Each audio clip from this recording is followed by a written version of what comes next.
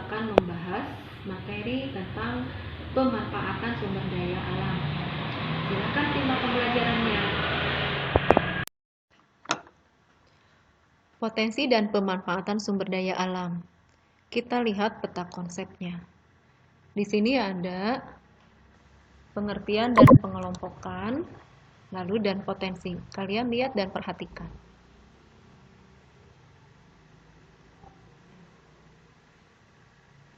Nah, tujuan pembelajaran pertama, kalian bisa mendeskripsikan pengertian sumber daya alam.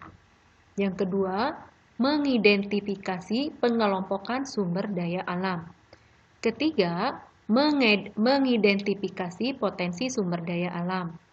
Keempat, mengidentifikasi sebaran sumber daya alam. Kelima, mendeskripsikan kegiatan pokok ekonomi.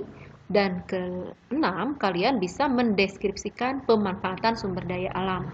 Jadi nanti kalian itu harus bisa mendeskripsikan apa sih itu sumber daya alam, apa manfaatnya. Pengertian dan pengelompokan sumber daya alam. Contohnya di sini ada beragam bentuk sumber daya alam.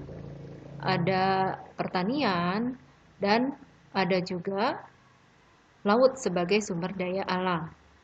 Jadi, dengan demikian, apa yang dimaksud dengan sumber daya alam?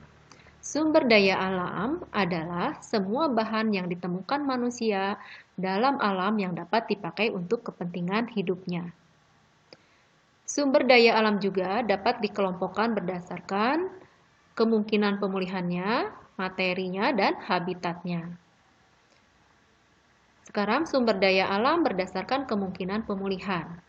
Itu ada dua. Pertama, dapat diperbaharui. Contohnya seperti pertanian, ya.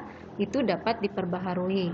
Ada juga yang tidak dapat diperbaharui. Contohnya adalah sumber daya alam minyak bumi, ya. Jadi minyak bumi ini tidak dapat diperbaharui. Lalu, sumber daya alam berdasarkan materi, itu ada beberapa kelompok. Sumber daya alam organik dan sumber daya alam anorganik. Contohnya, sumber daya alam organik ini adalah kekayaan flora dan fauna yang berlimpah, ya. Sedangkan anorganik itu tanah merupakan sumber daya alam dari anorganik. Sekarang sumber daya alam berdasarkan habitat. Nah, ini ada berdasarkan beberapa macam habitatnya.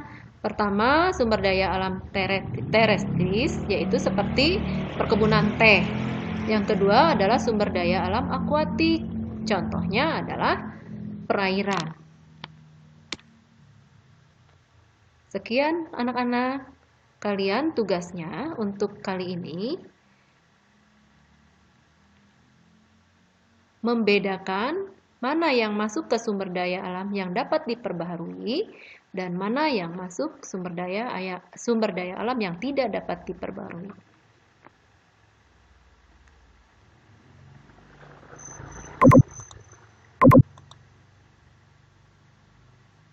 Sekian pembelajaran hari ini. Apabila ada yang ingin ditanyakan atau ada yang belum paham, boleh kontak Ibu di WhatsApp.